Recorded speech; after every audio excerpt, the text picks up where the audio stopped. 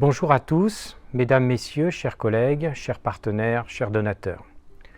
Encore une fois, l'année qui vient de s'écouler a été particulièrement difficile et mouvementée à tout point de vue. Ce virus a démontré que lorsque la santé est en danger, tout est en danger. Comme chaque année, je voudrais d'abord avoir une pensée pour les patients pris en charge au Centre Antoine Lacassagne. Je sais qu'ils sont bien soignés grâce à l'engagement et au professionnalisme de chacun d'entre vous. À vous tous, je veux vous souhaiter la meilleure année qui soit au milieu de vos proches. Et recevez toute ma reconnaissance pour votre engagement et votre dévouement envers les patients qui ont choisi de se faire soigner au centre. L'année 2021 a été particulièrement dense et mouvementée, comme vous le savez. Pour autant, malgré la crise et ses difficultés, 2021 n'a pas été une année sans résiliation. Je veux remercier celles et ceux qui étaient là, qui constamment, à mes côtés, ont travaillé sans relâche pour guider nos orientations. Ce que nous pouvons retenir de l'année 2021, c'est tout d'abord le maintien d'une prise en charge de qualité malgré l'évolution épidémique et la succession des mesures de lutte contre la propagation du virus. C'est aussi la mise en place, rapidement, dès le début de l'année 2021, de la vaccination au centre pour le personnel, mais aussi pour les patients. L'année 2021, c'est également une aide médicale et soignante aux établissements recevant des patients atteints par la Covid-19. En 2021, nous avons maintenu notre soutien aux établissements en difficulté pour offrir une prise en charge de proximité en cancérologie. En 2021, malgré ce contexte, nous avons célébré deux grands anniversaires. Les 60 ans du Centre Antoine Lacassagne et les 30 ans du premier traitement par protonthérapie en France dans notre établissement. Ce fut l'occasion de mettre en avant nos valeurs fortes, l'humain, l'expertise, l'engagement et l'innovation. Notre établissement a été à nouveau cité parmi les plus grands centres de cancérologie dans le monde par le journal Newsweek.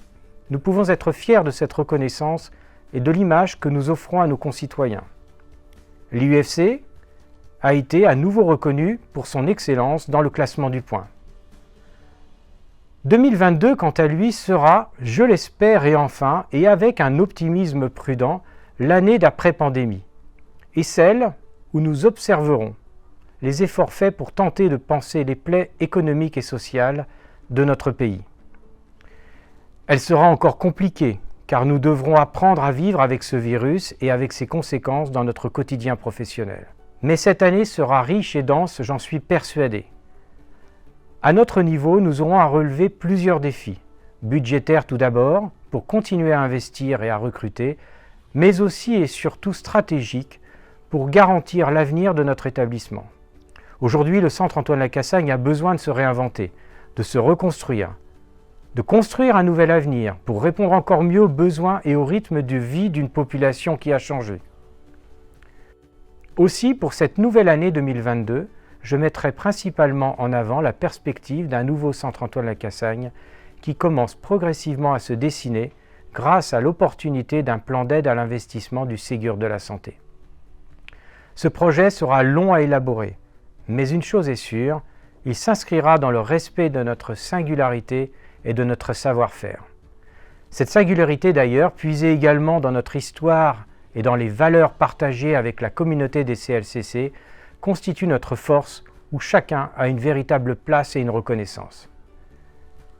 C'est grâce à chacun d'entre vous que notre établissement a acquis au fil des années une solide réputation d'excellence dans notre territoire et une notoriété reconnue au niveau national et même international. 2022, c'est également continuer à améliorer les prises en charge, répondre aux besoins de notre population, améliorer le service rendu aux malades, continuer à rénover les services, espérer une seconde autorisation pour une IRM, un scanner, voire une deuxième caméra TEP. En tout cas, il nous faut continuer à être un centre d'expertise et de recours.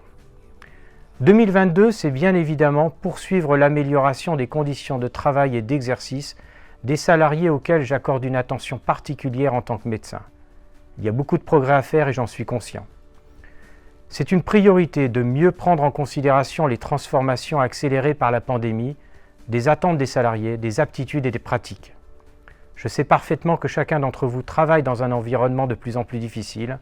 en évolution rapide et confrontés à des pénuries de certaines professions accrues par une concurrence parfois déraisonnable entre les structures de santé, mais aussi à de nouvelles exigences des patients et des contraintes financières permanentes ainsi qu'à une réglementation inflationniste. 2022 sera la préparation de l'audit de certification de la Haute Autorité de Santé. 2022, c'est continuer à nous ouvrir sur notre territoire de santé en renforçant nos partenariats et nos actions de coopération comme nous l'avons fait jusqu'à présent. C'est notamment la création de l'Institut Axel Kahn en partenariat avec le comité départemental de la Ligue contre le cancer et le département des Alpes-Maritimes, avec la volonté commune de créer un pôle ressources ouvert à tous, patients, aidants, grand public, avec comme objectif de faciliter le parcours de santé et améliorer le parcours de vie des patients atteints de cancer. Pour terminer, je souhaite à nouveau remercier tout le personnel du centre pour leur mobilisation et leur engagement, malgré une situation sociale qui reste difficile.